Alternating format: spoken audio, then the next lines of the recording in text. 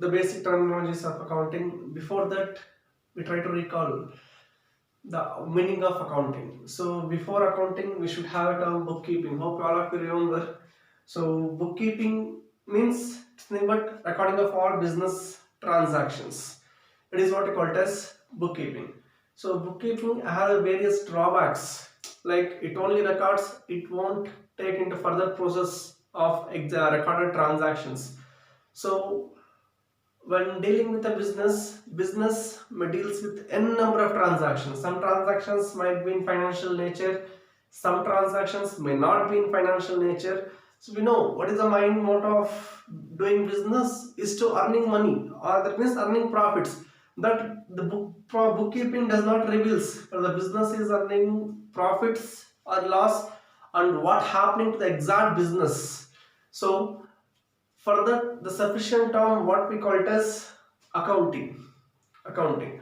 So accounting is nothing but it is going to recording of all transactions. It is deals with financial in nature. At the same time, the basic meaning of accounting itself classify the whole process of accounting. That means accounting is an art of recording. Recording means it records all transactions, no matter what the transaction might be. Because business deals with various transactions, the first step to record all the transactions, then classify. So some transactions might be financial in nature, some transactions might be non-financial in nature, like different departments like purchase, sales. So it classifies based on the nature of department. So accounting is an art of recording, classifying and summarizing. That means summary means it takes the simpler form. For example, when 20 purchase transactions happen in a business, so we cannot record all 20 purchase transactions. We can put together all called as purchases. So all 20 transactions converted into one transaction. It is what we call it as summarizing and interpreting the results thereof. So it shows after summarizing what happens the balance, either it's increasing or decreasing of profits or losses. That is what we call it as accounting. Accounting is an art of recording, classifying, summarizing and interpreting the results of all financial transactions in their nature. That is what we call it as basic meaning of accounting. Moreover, accounting is a proper term used in business to recording of all business transactions. It is what we call it as books of accounts. So let us see some of the basic terms that we are going to deal with the business. So all these terms we come across in our daily life, some terms may not. So let's discuss some of the terms. So first one is capital. So what is mean by capital? So capital is nothing but the name indicates it's the initial money invested by the owners of the business. Suppose if anyone is going to start up a business, so you start business with 5 lakhs. That 5 lakhs is considered as a capital. So who put that money? The owners of the company. If a sole trader, sole proprietor, a single person, partnership, 2 or more person, or shareholders, joint stock company. So that is what we call it as capital. Capital refers to the money invested by the owners. Capital refers to money invested by the owners. That is what the term we call it as capital in nature. Then look at the second term, drawings. Drawings here refers to withdrawing of money. So from where they can withdraw? Capital. Who is going to withdraw? The owners. So if any owners is going to withdraw some money from the capital or withdraw some goods of the company from for the personal use, we call it as drawings. Not any other person. Remember, only if any owners of the company withdraw some money from the business or withdraw some of the goods or things from the business for their personal use. For their personal use, it is what we call it as drawings.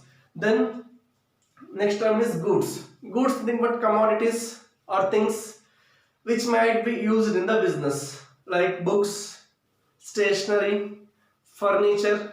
So anything that we are going to use in the business, what we call it as goods. What we call it as goods. Then next term is purchases. Purchase is nothing but acquisition of goods. So usually some of the things which we call it as goods, So some of the things which other than the goods, for example, purchase of a building or purchase of a land. So what are the things other than the goods? If we acquire for the purpose of business for a long period of time, that is what we call it as purchases. Purchase nothing but acquisition of goods. Purchase nothing but acquisition of goods for the business. That is what we call it as purchases. So anything that we purchased, that we acquired in the name of business, we can use the term purchases. So purchase returns, the name indicates what we purchased. Sometimes I purchased 10 pens for the business, or else 10 books for the business. So one of the book get damaged, not printed properly. So what I do, I am going to return it back to the seller. So that is what we call it as purchase returns. Purchase returns means what are the acquired goods that we return it back to the seller due to brokening of the goods or some damage of goods if we received, that we are going to return it back to the seller. That is what we call it as purchase returns. Then cash purchases, the name indicates if you purchase something, immediately will pay cash to them. That is what we call it as cash purchase. That means acquisition of goods with immediate payment of cash. With immediate payment of cash, what we call it as cash purchases. Then sales. Sales means but disposal of goods. Disposal of goods. That means goods were going out or goods being sold. That is what we call it as sales. That is what we call it as sales. Then sales returns. Sales returns, again the name indicates what we, for example, I sold 10 books to Mr. X. So one of the book may get damaged, so it returned back to me. So it's called as sales returns. Sales returns nothing but what I sold to the customers due to some damage or due to some excess supply. The customers will return back goods to me. That is what we call it as sales returns. That is what we call it as sales returns.